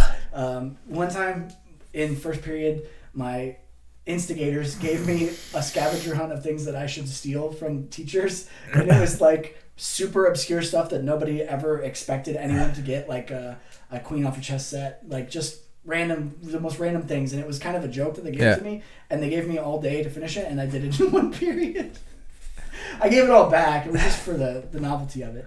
But the worst thing we ever did was like hijink, like locker room hijinks, kind of to the point of bullying. Even like, Yeah. I'm not that guy. I was a little bigger than the other kids, but I was also shy. I got beat up in school a couple times. I was never the bully kid, but for some reason in this exact instance, And that's just last week when he was visiting at school. for whatever reason, the peer pressure and like everyone egging each other on, we were like teasing this kid, and it ended in me like with my gym shorts over the kid's head, like walking him around the locker room. What? And I almost got suspended. I did get suspended actually. I almost got really suspended, but my dad kind of went to bat for me, and it became a little suspension. But that was the point where like you realize that yourself is getting out of hand, and you cut yourself back and be like, I'm not that guy. I can't do that. The poor kid. I remember his first and last name out of shame because of all the other stories that we're talking about. I just remember their first names, but not my proudest moment, but it was funny. I mean, like I said it before, because the whole Jackass era that was going on when I was in high school, so we did stupid stuff like that. Like I said, we had involving risking your own safety. Right, my own safety. It wasn't anything stupid. Like we would. Oh, I know what it was that they were talking about on the radio. Giving somebody a quick little tap. Oh, to the nuts. Yeah, exactly. Just a quick little tap like that, and like there was like stupid things that like people some guys would do in school. But I think I talked about it in the front of my school. There was not a fence, but there was a gate, and I scaled it. I scaled it from the ground, scaled the gate, hopped up onto the second floor to just jump off of the second floor into some bushes. And it was just stupid stuff like that, or the whole the school bus thing where you kneel down behind somebody, behind their legs. Exactly. They're talking to somebody else. It's like sneak up behind them. They push them, and they fall back. We only did that a couple times. School bus to bus hijinks was very popular. Where like. You would throw things at other buses. There was like a rivalry, like our bus is the best bus. I think we talked about the one time where like I said, the girl got the girl. No. I talked about a girl got spit in her hair because one of here or in person. I think I'm not sure. I can't remember. Yeah, I know, right? But go on. Well, my story ends in a nacho cheese war. We all saved our nacho cheese from our nachos from our school lunch, and then opened them and launched them at the bus. Oh my god! It was like a food fight, but between two moving vehicles. And there was so much cheese down the side of the bus that like a week later, all this green mold was like growing on the bus. That is disgusting. Yeah, it was pretty hilarious. We were pretty innovative in our hijinks. Yeah. Let me take this moment to thank Mike for letting me appreciate girly drinks. We would go to the bar and literally both order like the girliest, crappiest, sweet, fruity drink. I think just no shame. Like, I don't drink Guinness. I don't drink any of those. Like, I'm a tough guy who likes motor oil in my mouth drinks. No, I drink the girly stuff and I don't care. I think I got Mike into Long Island iced teas. I love Long Island iced teas. I can't remember if he and if I got him into that. Did you pitch in with us when we actually got all the stuff to make a Long Island's, and it was like $100, which for us both being basically unemployed at the time was like a big deal. I think so. I mean, that's when we just buy the pre-mixed thing for like $12 or $17. Well, that's when we would buy. All three of us were unemployed. We would buy we would buy the Svedka vodka that came in that giant red thing. What's worse? The hotel party that we went to. These girls were from Tennessee, so they knew how to whip up some hooch. Yes, and it was Crystal Light lemonade with Everclear. It blocks the flavor of the like 8,000 proof alcohol. It just tastes like Crystal Light lemonade. And then we're both like throwing up in a hotel lobby. Yeah, because I was there for one because they came and visited later on, and Mike and I went over to one of they say a hotel down by International Drive. Lindsay and her friend. I think so. Yeah, but he was like in love with that girl. But were you there when we made that giant tub of man drink? I think so. I think so. So man drink was Everclear, no Crystal Light lemonade and fruit. No. We just did vodka and pink lemonade. Oh, it's just the same thing. And and we called it man drink, and Mike and I had sippy cups, and we would. You can't taste the vodka at all. That's we would just do that. It just oh man, that was awful. I just remembered the best part of that story. So we were drinking in the lobby or the open air pool area, and their attendant was Indian, and we were just shooting the shit, drinking and chatting with him, and he was like, I remember in my country we would sleep with cats and the cats would go. Ooh. He like did an impression of purring, and I was like, oh, it's funny. She's got something in her purse that does that. And like I was like, oh my god, I can't believe you said that. It's like no filter, no fucks. Jesus. My life is like one long sitcom. Well, welcome back, Caitlin. Constantly thinking of what the thing that I'm going to say for the next punchline is Yeah. going to be. Yeah. But are you thinking about it, or it just comes up? No, it just. Okay. You know. I'm about to say, if part of being ADHD, my brain is always just like.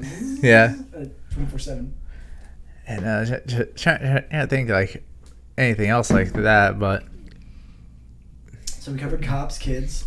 Let me see. Do I have any more cop stories? Did I tell you about the guy that got arrested for peeing in the bowl pool of McDonald's the night before? What? They came into class to pull him out of class because they had footage of him peeing in the bowl pool at a McDonald's the night before. Oh, was it you guys were in high school?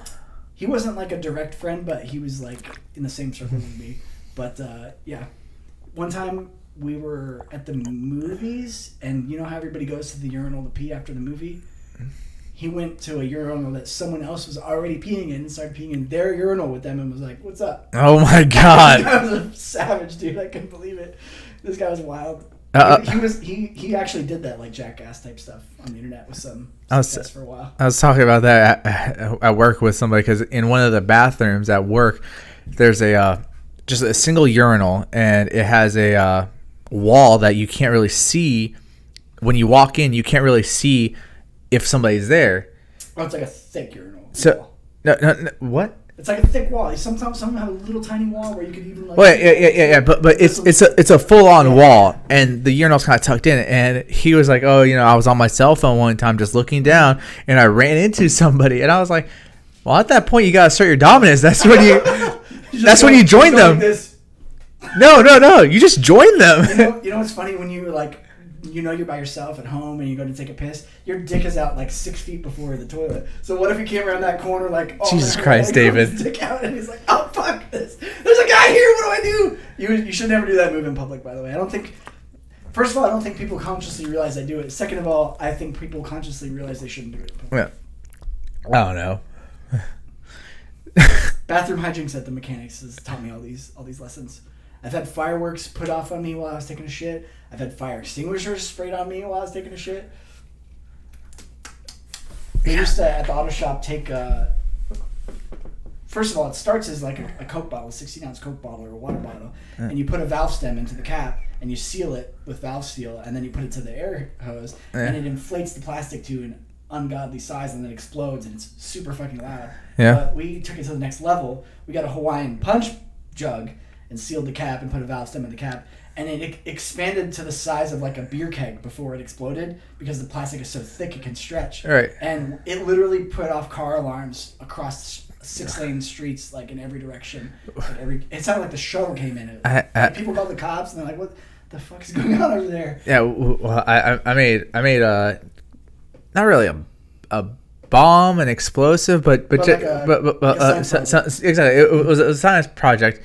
And it had these tinfoil balls in a in a thing like that. And chlorine? What? We did the not chlorine. Tinfoil and chlorine. We did obviously baking soda peroxide. You can't be talking about how to make this stuff, Dave. I'm talking about you can't talk about how to make this stuff. Okay. I'm talking So about anyways, like 6th grade science project bombs, not No. like pipe bombs, No.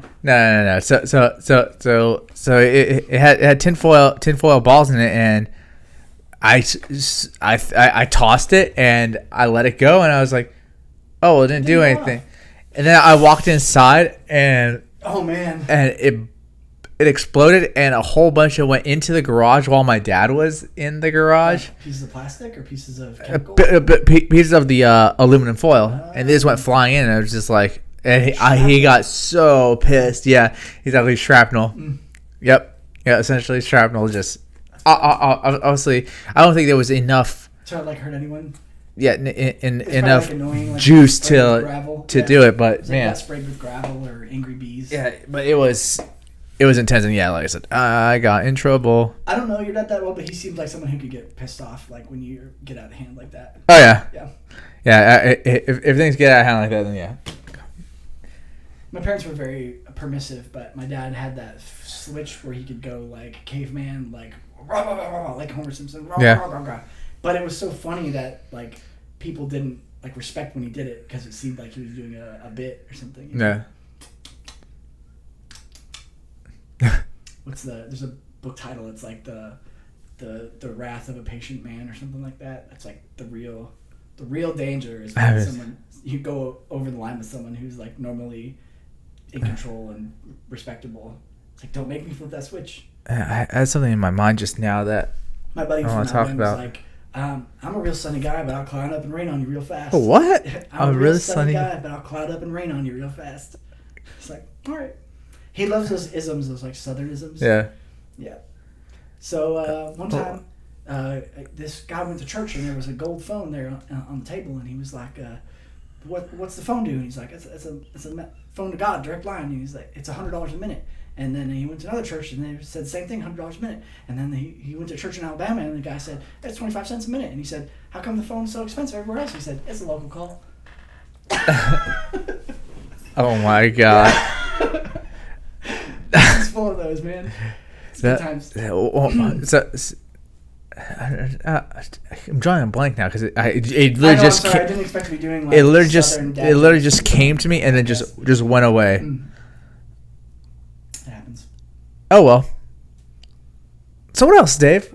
What else is new? What else? So today's Dave's It show. happened to me today, and I was expected to talk about it, but I don't remember what it was. So That's just where we're at, right? That's just where we're at today, isn't it? Just drawing blanks, both of us. yeah. Today I bought a do-rag. Like actually Why? those, because when I'm at home in gym shorts and a tank top and flip-flops, and my hair is like sweaty and wild, and I have to take the garbage out or run or anything, I don't want to be bothered. So I just went full-on biker, like no. But shorts, what do you think that that's gonna accomplish? You gonna hide your hair, like? No, it just keeps it like in check. Like, Okay. I don't know if there's wind and you're running or something. I don't know. It just keeps it under control. I don't want to be bothered. Because you do so much with your hair. Look at it, right? Well, I'm low maintenance. I don't want to be bothered. Yeah, but again, it's not like you have it styled in a certain way right, that you're trying to protect it, right? No, it just gets really crazy, being wavy. Okay. Mhm. Okay, I that's sweat true. a lot, dude. I sweat an ungodly amount. I do too. I don't know what it is. I'm born and raised in Well, Florida. and just still- probably because I drink a lot of water. Well, you're replacing it. Like you're sweating it. You need it. Mm-hmm. But it gets really out of control. I'm a fat idiot, sweaty. Also, another thing, the beard. Whenever I eat, it goes there, dude. Like the other day. No, today we ate pizza. No, Caitlin, do not do that. The pineapple fell off my pizza, and I was wearing a tank top with David Hasselhoff on it. Yeah. And the pineapple hit my beard and hit his beard. And then my wife was like, didn't you just do that last week with syrup? And I was like, whatever happens to me happens to the off. I can't, the fatter I get, the more I drop food when I eat. It's so weird. The slobby thing like goes together, whether I want it to or not. So let's talk about that. What, being fat? Yeah. How much work does it take to not be fat anymore, Robbie? Because I go to the gym once a week, and I go to do yoga once a week, and obviously that's not enough. Yeah. I Lay mean, it on me, buddy. so a Train big every day, obviously. a big thing. Yeah, I'm not. I am a. I'm not saying an anomaly or anything like that, but for me, it's completely different because I train martial arts every single day. Don't most people who go to the gym go like 4 or 5 days a week? Or 6? I know that you need at least, in theory, you need a rest day. I mean, yeah, you do need a rest day. I've needed a rest day for the past 2 years almost, and it is what it is. But also a big part is the diet. So like you're saying, eating pizza and all that stuff. So Pepperoni, bacon, pineapple pizza. so I know It had pineapple on it. It's a fruit. I've talked about it. I don't think on here before, but I know some of the people that have listened to my stream. I've talked about it. I was 220 pounds. That's about where I'm at right now. Not too long ago. Well, I wouldn't say not too long ago. It was 6-7 years ago. I was 220 pounds, something like that. And the big thing was diet. I could do everything that I wanted to. Well, I started doing exercising. I went to the gym twice a week. Mm-hmm. I started doing some running, and then I added a third I day. can't do running. I can do biking, swimming, but Well, there you go. You don't need to do biking. You don't need to do running. Do some biking. But the big thing was diet. So my diet when I gained all that weight, because in high school I was 145 pounds. yeah, I was After 160, 170 for most of my. after high school, my diet, I was eating fast food, going out all the time. Then beer became a big thing with me. So and then when we were Mr. Drink a lot because we bought this like 2 or 3 weeks ago. well, I mean I don't drink. Yeah. I mean I do drink, but it's very rarely. Not on your own. But a big thing is the diet. So my diet when I finally peaked to where I was I had Taco Bell in the morning because they had a $5 breakfast box, and See, with I'm not that bad. with that I I had think I'm that bad by looking at it. But no. with that I would have a Mountain Dew, one of those Baja Blast Mountain Dews, like the super sized one. Yeah, 800 Yeah, ounces. so that right there, that box with the Mountain Dew and everything like was pretty much 1,200 60. Yeah, it was calories, pretty much 1,200, 600, 1,600 calories, something like that. Then for lunch, I would do the same thing. I would go back to Taco Bell because where I was working was very convenient. It was very close to where I was, That's and pretty much. I mean, I don't eat there a lot, but it is there. and the big thing was I cut all that out. For me it was, I used to smoke cigarettes all the time, and I quit smoking cigarettes cold turkey. So with me, quitting cold turkey is fairly easy. I know it's not easy for everybody, but for some people, give it a try. Do it. If going cold turkey is not your thing, wean yourself off of it. You're talking about eating pizza. This is like the third time I've heard you having a whole pizza for dinner. That pizza is the first pizza I've gotten in about 3 weeks, and I did eat of mine. I get half, and she gets half of whatever toppings. Yeah, see, that's half it. I ate like 3 of the 4 slices. Is that three of the 4 slices? So, I mean, a big thing. So when I lost the weight, like I said, I went to the gym twice a week. Mm-hmm. I think, The other yeah. thing is, like, I don't know what what is to that? do when I'm there. Like, I'll jog for 45 minutes, and then I'll be like, Do okay, I did the gym.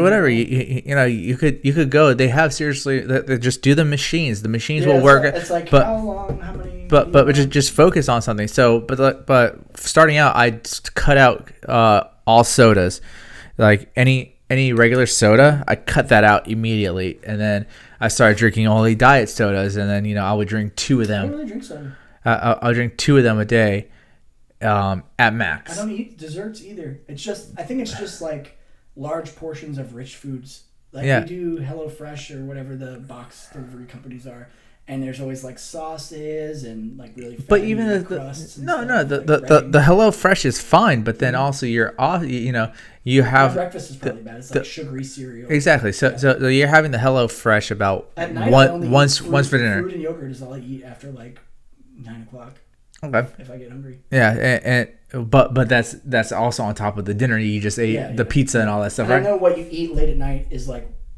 less good for you. You know what I mean? It's more, if you eat fruit, Yeah. you might think, oh, fruit is good. Well, your metabolism is slow. Well, the sugars There's a in lot of sugar you're not in supposed food. to eat. I think they say you're not supposed to eat sugar, like eat that kind of stuff after like 2 or 3 p.m. Yeah. But yeah, it's just See, I don't know. all this stuff. because I remember Dave when he was Lean and mean. Exactly. I have the V Yeah. my abs. when he's a lean mean singing machine. Yeah.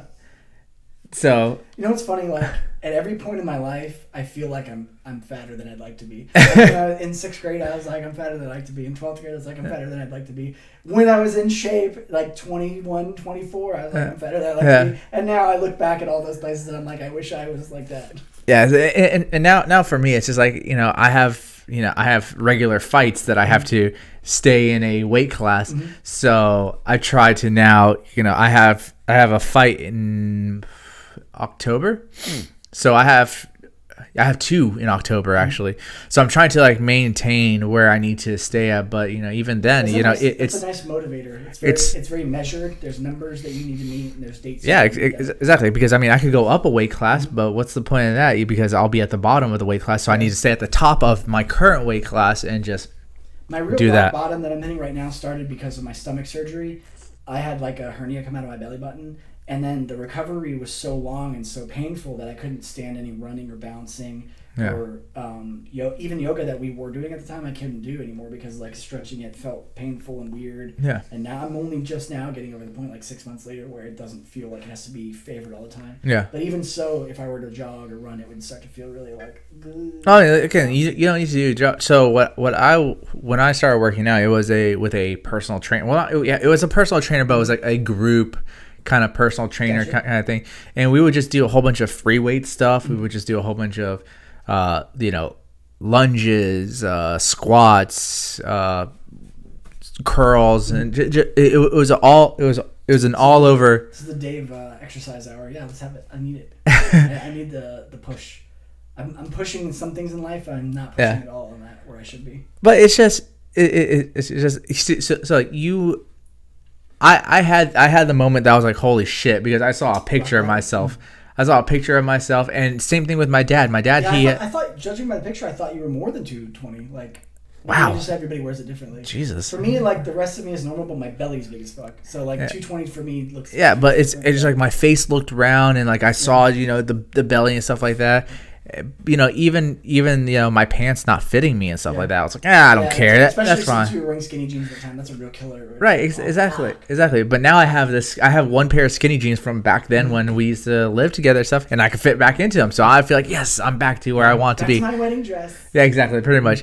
But are you gonna take me under your wing, Robbie? Or are you gonna? Are you gonna personally train me, Robbie?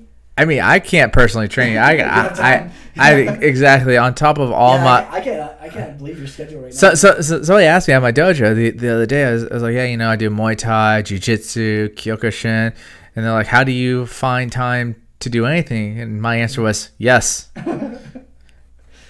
I don't. I have all the time in the world and none of the motivation. Like some things I'm really motivated to. Some things I just soldier through because I know I should. Yeah. But like my car is full of garbage. Yeah, and Kate's over here saying that she wants a rowing machine. Rowing machines are actually really good. Yeah. They get your cardio up and they just constantly working on. Yeah, also the core. You could do a whole bunch of stuff because when I added a third day working out, it was with my dad. We did a lot of what's called high intensity interval training, but we didn't do anything kind of weighted.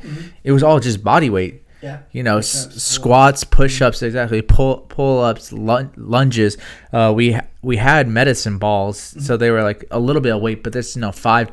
Yeah, I think we had 5, 15, and 25-pound medicine balls, and exactly there's little stuff. You could do a whole bunch of stuff at home without doing it.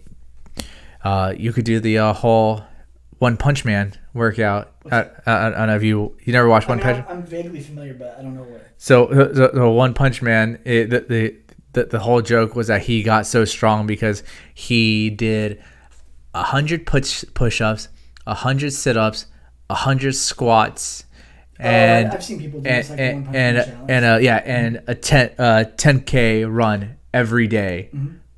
So every single day he did that, but. I thought in anime everybody was just good at everything without training. Everybody's good at everything. No, so like when I get closer to fights, like I'm now 2 months out, I start to do pretty much the same thing. I do 100 push-ups every day. So 100 push-ups, 100 crunches, 100 sit-ups, 100 leg lifts, and 100 squats. I don't do the 10K runs because that's just stupid. Yeah, that's a lot. 10K is like a whole day event. No, it's not. For me, it is. I mean, getting dressed and driving out to the whatever fundraiser and like getting your number and running, and then you can do it right here. Yeah. The loop is 4 miles. The loop that I usually run is 4 miles. So you just got to add another 2 miles to that. I'll think about it. Well, I'm going to the gym tomorrow, and we're going to yoga on Sunday. So I can't do crunches at all. No. Imagine doing the crunch pregnant with a big ass beer belly in the way. I mean, that's how you work it out, though. You do a little bit. Yeah, but not really. Your body doesn't know that's what. If you can't do it because of a health reason, because like you said, your hernia or whatever, that's one thing. There's a surgical mesh that's like in there. Because like even one of the guys at my dojo, he can't do one of the positions because it's kind of like it's kind of like a lunge almost position. but he can't do it because he has a bad knee. So it's like, do it to what your body That's can what they always say. say in yoga is like, if your body is just trying to Yeah, tell but you something, listen to your body. Yoga. I like yoga. I like the meditation. Hey, no doubt about it. Yoga for the meditation and stuff like that, but you're not going to get fit from it. No, just saying. I know that. It's just something that me and my girl can do together. Yeah, absolutely. And I mean, I wish I could do it because I just can't add another thing onto my Yeah, thing. I know. Because you can't even add anything for this. Yeah, I try to ask you to have like another night. I'm trying to, daytime. It's but it's like one of my buddies that I do jujitsu with. He does yoga as well, and he's flexible as all hell because of it. And yeah, sometimes when the people in there show off, it's just like unbelievable. It's yeah, like looking at Dalsim and or something. God, Street Fighter, They sell Dalsim shirts at Uniqlo. Thank Yep. you. Yeah, Yeah, that's where I got. That's where I got this shirt from, nice. and my pants. We should go there together sometime. Hold hands. Yeah, just Cute. whatever. Get some ice cream. Kill our diets. They have that pineapple ice cream shop or something like that. That's famous. You know what I'm talking about? No, I don't. It's like the Dole pineapple ice cream shop. It's like a little Is it a Dole ice Whip? cream booth. Yeah, Okay. just a little ice cream booth, but it's like everybody knows about it. They Yeah. sell T-shirts of it. It's that popular. Oh, yeah. I'm new to Disney Springs, so everything's like wow. Yeah, Kate and I are. Well, I mean, we're at Disney. Yeah, Epcot, Magic Kingdom, pretty much once a week. But that's nuts. yeah, but and again, he kill our diets. You're saying stuff like that. You gotta have restraint to not do it Yeah, I think until control is my main thing. until you can get to a point where it's like, okay, I've done it for 30 days straight. Yeah. I'll have one meal. Oh, so you're saying like at 30 days everything becomes like a habit and it's not so difficult. Well, I can't remember what I it think it's 90 days. after 90 days becomes a habit. That's what it is. Yeah. But yeah, it's just you have to stay strict to it because for the past because I know I have a fight coming up. I have 2 fights coming up, and I know I have to lose. I think it was 6 pounds. I've been weaning myself off of M&M's. no carbs. Oh, I mean M&M's is carbs. I don't know. M&M's and me, we're still gonna be together. But I don't even. Energy drinks I drink or no sugar. But I portioned it out. So I was like, again, I knew I was doing this. So now I'm at a point right now in my diet where I have little carb. I have almost no carbs because it's the keto thing, and low carb, high fat. Oh, you're on keto too? Well, I only do keto is awful. Let me tell you straight up. It's too harsh for you. Right? It's not a good thing to do for long term. It's awful for your body. It's good for. So when I started losing weight, I went from 220 to 175. Then at 175, I plateaued and I stayed there for the longest time. I did keto to lose that extra 25 pounds and I dropped down to 150. But holy hell, the damage it does. And they tell you I've it heard don't. you like shit a lot and it feels awful. I wouldn't say that, but you get something called the keto flu, where it's pretty much you feel sick, you feel drained and everything. Then it starts screwing with your sleep. You literally cannot sleep. And I think I'm pretty much there right now with this because again, I just need to lose. I need to lose a few pounds. So I've been weaning myself off, and now go on keto to lose 6 pounds, then like do some crazy water weight loss or something like that. Oh no, water weight's a whole nother thing. Weigh-in days are the worst because weigh-in days are usually Like you've been running me. a sweatsuit. No. I don't need to do that because I'm always good. But weigh-in days are my flight days. So I'm flying to the city wherever it's at. Usually, like this next one is in New York. So I'll fly from Orlando to New York. Weigh-in will be at, I think it's 6 p.m. that night. So pretty much I have no water that entire What do you flight. even eat in an airport if you're trying to watch your, calories? I bring a snack. I bring protein bars. I bring peanuts, almonds, something like that, and I pretty much keep it light for the whole thing. But then that dinner, oh girl, me and my dad, we go ham. We go and to whatever the best sushi bar we can find and get just like I like sushi. I could just get all that. But again, that's something that I worked for. So I stayed Yeah. I stayed at that weight, and then I had it's like a reward almost. So you guys see it as that. You guys see it as a reward. If you want to do something like that, you gotta stay hardcore to something like that, because I just you don't know what need again, like, you I need to don't- get your I don't know body what- used to it. I don't know what working out looks like. I don't know what a routine, an exercise routine looks like. I don't know what I should be aiming for. All these things. Yeah, I mean, I'll find something for you, Yeah. because the easiest thing is Like an app. or something no, done. not an app. The easiest thing is this the body weight. Mm. So you don't need any equipment. You could just use your own body weight, and you do what the hell are they called? Push-ups, sit-ups, crunches, squats. Like what you said. Yeah, leg lifts. I'm trying to think what the hell the other one, planks. I can't remember. But there's a whole bunch of workouts. Like it's literally a sheet that I have that has like each body part that it works out. So it's easy. You just gotta stay to it. But then also find a diet that you think. Kate's been looking at different diets. She's It's posted really hard with in my one girl because she egg diet. always like eats Oh, half of her dinner and gives me the other half. trust Or, me. like, she brings out desserts. I don't ever buy ice That- cream. I don't ever buy chocolate. But like we went to the gas station today. I got a sugar-free energy drink. Yeah. She got a Butterfinger, a Reese's, a Mars. I don't remember the third chocolate bar was. Well, that's just it. My ex, she would get livid. Sweet tooth. She got livid, seriously, that I told her, like, listen, you have to find your own food. You have to make dinner for yourself, because this is my diet, and I need to stick to it. And it was just like, I'm sorry, like, if because I'm not going to fall into that. Exactly. She gives me That must- the rest of her, or she wants Taco Bell. Yeah, that And must stuff be a like that. shitty feeling when you know that you've like worked hard for something, and then with every bite you're like, this is destroying something Yeah. that I. Yeah, working and again, I'm at a point now where I work out enough that if I were to eat Taco Bell today and then 2 days later have, Burger King, it probably wouldn't hurt me, Yeah, but I don't want to do it. You probably like go extra hard. But at the same time, I don't.